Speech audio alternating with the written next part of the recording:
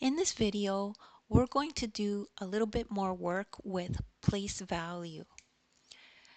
So if we have a problem like this and it says, what is 900 plus 30 plus 7?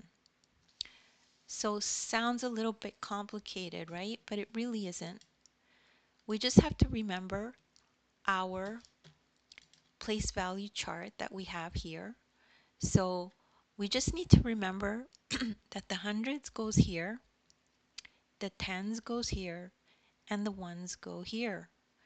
So for 900, we know that the 9 will go here, and then when we have 30, we know that's the tens, and it will go here, and then we have 7 for the ones, and we know that it will go here.